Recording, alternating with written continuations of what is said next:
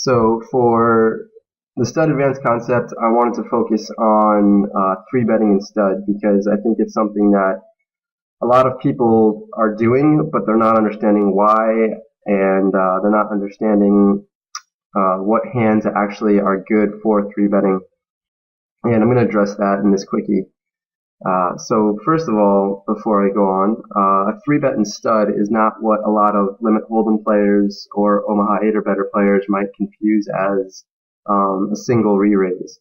It's when someone completes a card and there's a raise.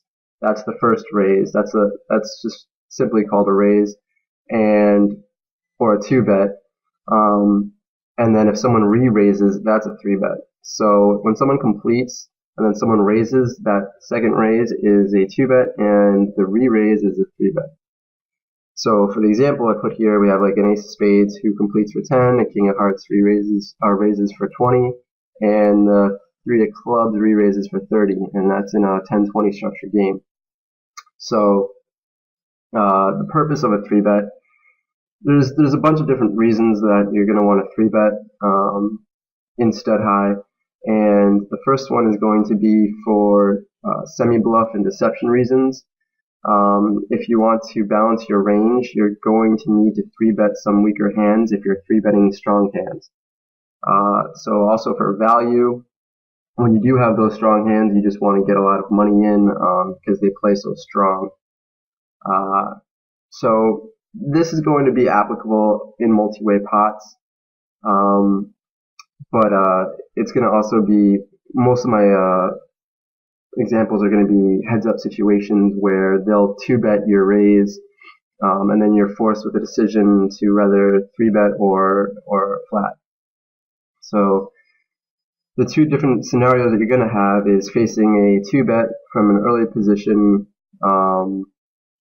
So say you open really close to the bring-in, maybe next after the bring-in with like a king, and then a 5 2-bets you right after you, and there's still 5 players left behind. That's going to be considered an early position, and that's going to depend a lot on the board texture and understanding the early position ranges that they're going to be 2-betting you with. So the difference between later position and early position, as far as ranges go, is that their ranges should be, game theory-wise, stronger by their early position raise 2-bet than their later position 2-bet, because in later position there's going to be more of an incentive to 2-bet based on they think you're stealing, or they think you're raising light to steal, or just trying to get tricky. So facing an early position 2-bet range is going to change the decision of whether or not we 3-bet by pretty much really polarizing our range to 3-betting really strong drawing hands, like 3 suited connected cards, or 3 suited gut shots, and really strong pairs or wired pairs. And of course, this is also going to depend on the board texture as well, as it could easily look like we're stealing into a bunch of low cards if we raise a king in early position and a 5 re-raises us, because there's like 3 2s and a 3 behind us. That will be more categorized as facing a 2-bet from later position because the ranges play the same.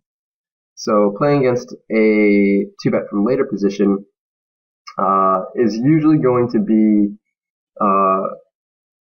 a weaker range than a 2-bet from an early position, and generally speaking, they're going to show up with a lot of hands that you might think they're representing. Like if a 4 2-bets you and you raise a king with the bring-in behind, then they're probably going to have a pair of 4s with like a good kicker, or maybe like a middle wired pair and higher.